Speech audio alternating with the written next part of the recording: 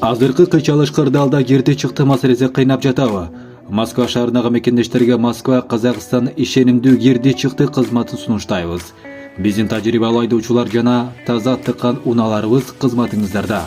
Биздин дарек метро Серпуховская саат 1-ден 9-га чейин унаалар күн сайын каттап турат. Байланыш номерлер: Адилет мырза 8925 806 4393.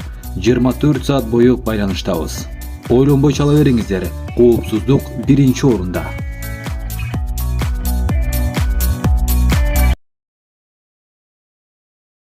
Чабан болуп жүргөн Таласта карыянын 10 жылдан бери дайынсыз болгон баласы табылды. Талас облустук ички иштер башкармалыгы карыянын 10 жылдан бери дайынсыз болгон баласын таап беришти. Бул тууралуу облустук милициядан билдиришти. 3 ноябрда милицияга Баткен облустун Аксай айылынын 73 жаштагы тургуну кайрылган. Анда 1987-жылы туулган Нурланбек аттуу баласы 2012 жылдан бери үйдөн чыгып кеткен боюнча дайынсыз кетип, байланышка чыккан учурда жүргөн жерин жашырып, дарегин айтпай жүргөндүгүн билдирген. Баласынын амандыгын көрүп, анын өмүрүнө эч кандай коркунуч жок экендигин жана коопсуз жерде экендигин көрүүнү максат кылганын айткан. Талас облустук ички иштер башкармалыгынын кызматкерлери анын жүргөн жерин аныктап таап, атасына тапшырып беришти. 35 жаштагы баласы Нурланбек учурда Талас районуна караштуу Балбал айылында жергиликтүү тургундардын үйүндө жалданма чабан болуп иштеп жүргөн. Булак Серепкежи.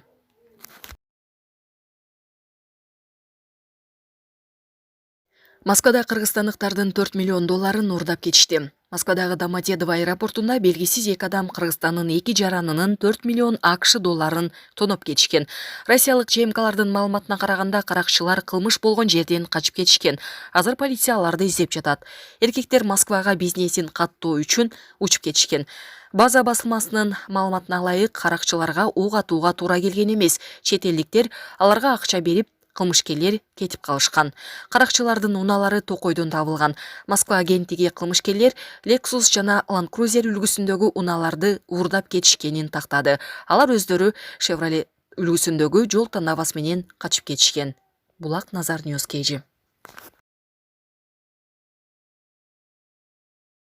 Президент Садыр Жапаров иш сапары менен Самарканд шаарына келди. Кыргыз Республикасынын президенти Садыр Жапаров бүгүн 10 ноябрда Өзбекстан Республикасына иш сапары менен келди. Мамлекет башчысынын учагы Самарканд шаарынын эл аралык аэропортуна конду. Президент Садыр Жапаровду Өзбекстан Республикасынын премьер-министри Абдулла Арипов тосуп алды. Аэропорттун флагштокторунда Түрк мамлекеттери уюмунун катышуучу мамлекеттердин башчыларынын саммитинин 9-жыйынына катыша турган өлкөлөрдүн мамлекеттик желектери илинип, килем төшөлүп, ардак кароол тизилди. Эске салсак, иш сапардын алкагында мамлекет башчысы тумууга мүчө өлкөлөрдүн башчыларынын саммитинин 9-жыйынына катышат. Ошондой эле президент Садыр Жапаров жогорку деңгээлдеги бир катар жолугушууларды өткөрөт.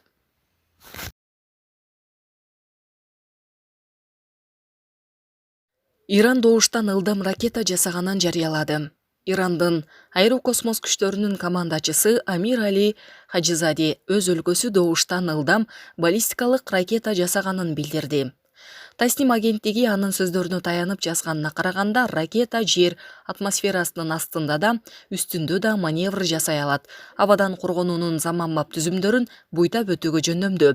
Бирок ракетанын сыноодон өткөн же өтпөгөнү тууралуу маалымат жоктугун Reuters кабарлады. Батыштык аскери аналитиктердин пикиринде, Иран кээде курал жаатындагы мүмкүнчүлүктөрүн көбүртүп жабыртып жиберет.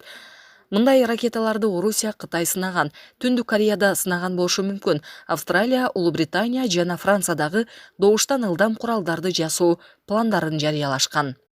Ноябрдын башында Иран 80 килограммга чейинки салмактагы спутниктерди жер бетинен 500 чакырым бийиктиктеги орбитага учурууга жөндөмдүү 3 баскычтуу Чим-100 космостук ракетасын сынаганын билдирген.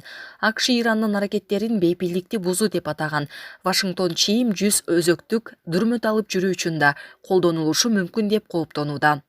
Тегеран мындай ниеттерди четке кагууда. Булак Назар Ньюс Кежи. Комадан чыккан америкалык бейиштин бар экенин билдирди. Нейрохирург Эбен Александр инфекциядан улам бир нече күн комада жатып, ал жерде түрдүү көрүнүштөрдү көргөн.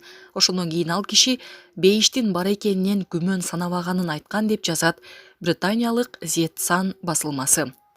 Бир нече жыл мурун аталган жаран курч бактериялык инфекцияга чалдыккан. Эбендин абалы кескин начарлап кеткендиктен дарыгерлер аны жасалма комага салууга аргасыз болушкан. Бир нече күндөн кийин бейтап айыгып, анын колун кармап, идеалдуу дүйнөгө алып барган аялды көргөнүн айтты. Америкалыктын айтымында бул өлүмдөн кийинки жашоо бар экенин көрсөтүп турат. Дарыгерлер Александрдын көргөндөрү галлюцинация же түш болушу мүмкүн эмес деп эсептешет. Нейрохирург журналисттерге алгач караңгыга түшкөнүн, бирок коркуу сезимин сезбегенин айтты. Бир нече мүнөттөн кийин ак жарык караңгыны тешип, Эбен укмуштуудай кооз музыканы уккан.